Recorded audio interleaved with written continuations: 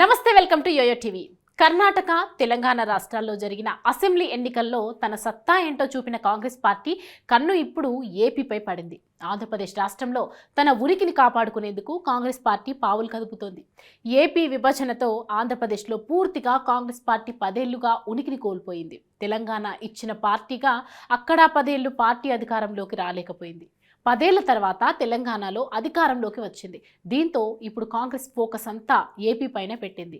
ఏపీలో కనీసం 10 స్థానాలు గెలిచి అసెంబ్లీలో ఉండాలనే భావనలో కాంగ్రెస్ అధిష్టానం ఉంది.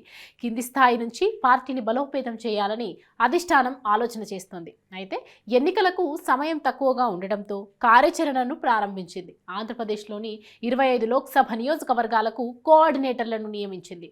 వచ్చే సార్వత్రిక ఎన్నికలను ఎదుర్కొనేందుకు పార్టీని బలోపేతం చేసేందుకు ఏఐసిసి చేస్తున్న ప్రయత్నాల్లో భాగంగా ఇటీవల న్యూఢిల్లీలో ఆంధ్రప్రదేశ్ కాంగ్రెస్ కమిటీ నేతలతో ఏఐసిసి సమావేశమైంది. ఏఐసిసి లోక్సభ నియోజకవర్గాల సమన్వయకర్తల జాబితాను విడుదల చేసింది. ఏపీసీసీ చీఫ్ గా వైఎస్ షర్మిల బాధ్యతలు చేపట్టనున్నారనే వార్తల నేపథ్యంలో కోఆర్డినేటర్లను నియమించారు. ఏఐసిసి అధ్యక్షుడు మల్లికార్జున ఖర్గే, సీనియర్ నేత రాహుల్ గాంధీ సమక్షంలో ఆమె ఇటీవల కాంగ్రెస్ పార్టీలో చేరారు. అంతకుముందు ఏపీసీసీ చీఫ్ గిడుగు రుద్రరాజు, ఇతర నేతలు విజయవాడలో 3 రోజుల పాటు సమావేశమై పార్టీని అట్టడుగు స్థాయి నుంచి బలోపేతం చేయాలని నిర్ణయించారు. అరకు పార్లమెంట్ సమన్వయకర్తగా Jagata Srinivas, Srikakulam Meesala Subbanna, Vizianagaram Boddepalli Satyavathi, Visakhapatnam Kothuru Srinivas, Anakapalli Sanapala Annajirao, Kakinada KBR Naidu, Amalapuram M Venkata Sivaprasad, Rajamahendravaram M Ramakrishna Narasapuram, Jetti Gurunatharao, Eluru Kanakamuri Bapiraju,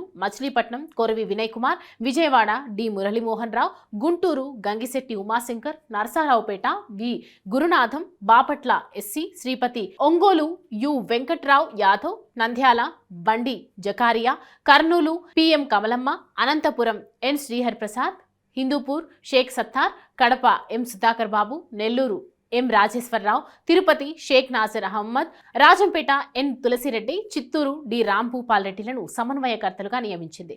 ఈ నేతలు తమ జిల్లాల్లో పార్టీ కార్యకలాపాలను సమన్వయం చేసుకుంటారని ఏఐసిసి తెలిపింది.